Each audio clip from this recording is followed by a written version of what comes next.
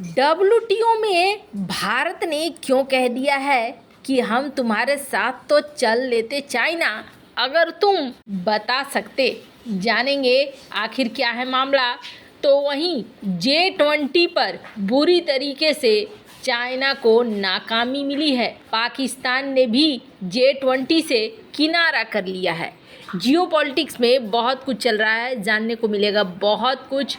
आइए जानते हैं इन खबरों को विस्तार से। चीन अपने सबसे ताकतवर लड़ाकू विमान J-20 को लेकर पूरी दुनिया से झूठ बोल रहा है। चीन का दावा है कि उसका J-20 माइटी ड्रैगन 5वीं पीढ़ी का लड़ाकू विमान है जो स्टील्थ तकनीक से लैस है। ये परमाणु हमला कर सकता है और दुनिया के दूसरे किसी भी लड़ाकू विमान को टक्कर दे सकता है। हालांकि चीन ने अभी तक अपने दावों को लेकर कोई सबूत नहीं दिया है। J-20 ने पहली बार जनवरी 2011 में उड़ान भरी थी। इसे 2017 में चीनी वायुसेना में शामिल किया गया था। ऐसी रिपोर्ट है कि चीन ने J-20 के 230 यूनिट का निर्माण किया है जो PLF के 4 रेजिमेंटों में ऑपरेशनल है। J-20 के सफल उड़ान के साथ ही चीन दुनिया का दूसरा और एशिया का पहला देश बन गया था जिसके पास ऑपरेशनल स्टील्थ विमान है। हालांकि इस विमान की जानकारी काफी रहस्यमय है। कई विश्लेषकों ने चीन के J-20 की क्षमता पर सवाल उठाए हैं।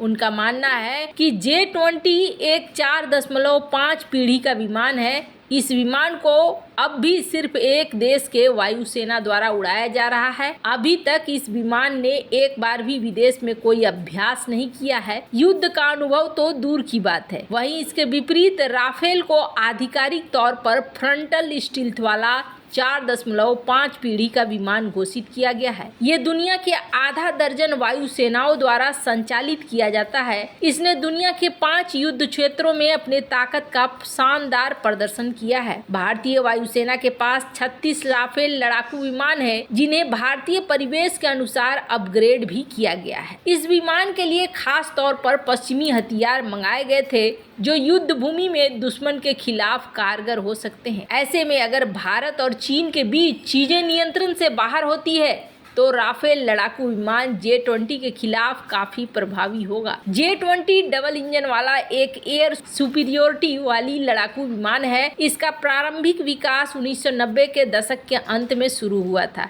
J-20 में एक लंबा और ब्लेंडेड फ्यूज़लेज, आगे के हिस्से में एक तीखी नोक, एक बिना फ्रेम की कैनोपी और डबल केनार्ड है। J-20 को बनाने वाले चेंगडू एयरक्राफ्ट प्लांट ने अपने एक और विमान J-10 में डबल केनार्ड कॉन्फ़िगरेशन का सफलतापूर्वक उपयोग किया है। ऐसे में इसी से प्रेरणा लेकर उन्होंने J-20 में भी डबल केनार्ड का इस्तेमाल किया। J-20 के 3 प्रकार हैं। पहला प्रारंभिक उत्पादन मॉडल है J-20A, thrust vectoring J-20B, twin seat teeming capable J-20S model. J-20S पहला 2 सीटों वाला स्टील्थ लड़ाकू विमान है। विमान में डाइवर्टर्स, सुपरसोनिक इन्वलेट और भी कई सारी चीजें यहाँ पर लगी हुई हैं जिसे कहा जाता है कि ये भारत के लिए बहुत खतरनाक हो सकता था। PLA ने पहले से भी 5 थिएटर कमांड में कुछ J-20 तैनात कर दिए हैं और 2026 तक प्रत्येक कमांड में कम से कम 1 से 2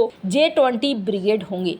चीन ने हाल ही में घोषणा की है कि J-20 को परमाणु हथियार ले जाने के लिए अपग्रेड किया जा रहा है। J-20 में लंबे समय तक रूसी इंजन लगा रहा है, लेकिन चीन अब अपने विमान को स्टील्थ बनाने के लिए दांतेदार ऑफ्टबर्नर नोजल के साथ WS-10C इंजन से लैस कर रहा है। चीनी इंजीनियरों का दावा है कि थ्रस्ट वेक्टरिंग वाला शेनयांग WS-15 इंजन AL-31F के प्रदर्शन के बराबर है। हाल ही में कुछ प्रोटोटाइप इंजन के साथ उड़ाए गए हैं। कथित तौर पर इंजन का बड़े पैमाने पर उत्पादन शुरू हो गया है। चीन अक्सर अपने हथियारों को लेकर झूठे दावे करता है। उसकी प्रोपेगेंडा मीडिया विरोधियों को डराने के लिए झूठ का सहारा लेती है। अमेरिकी सेना कई बार कांग्रेस से अधिक बजट पाने के लिए चीनी मीडिया के प्रोपेगेंडा में मिली हुई जानकारियों का इस्तेमाल करती है। चीन वास्तव में लंबे समय से J-20 को अमेरिका के 5वीं पीढ़ी के जेट F-22, F-35 के प्रतिस्पर्धी के रूप में चित्रित करता रहा है। जमीनी हकीकत यह है कि चीन ने सुरक्षा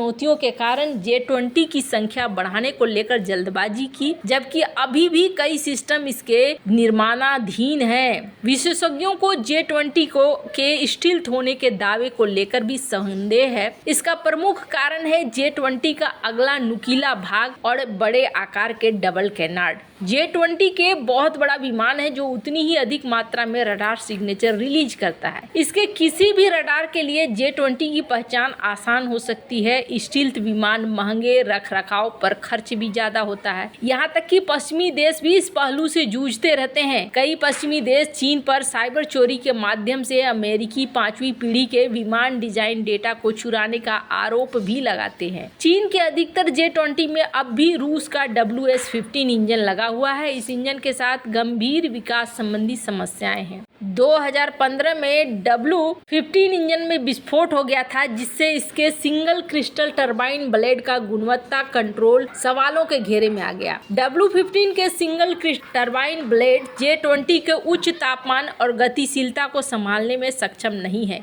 इस बारे में सवाल है कि क्या विमान के इंजन सुपर क्रूज के लिए पर्याप्त शक्ति पैदा करते हैं। चीनी विमान इंजनों को ज्यादातर रूसी इंजनों से रिवर्स इंजीनियरिंग किया गया है, जो रडार और IR सिग्नेचर दोनों को छिपाने के खराब तरीके से डिजाइन किए गए हैं। इसलिए ऐसा माना जा रहा है कि यहाँ पर अब तो पाकिस्तान भी इसे नहीं खरीदना चाहता है, J20 को लेने से कतरा रहा है। J20 वैसा नहीं है जैसा चीन दिखा रहा है।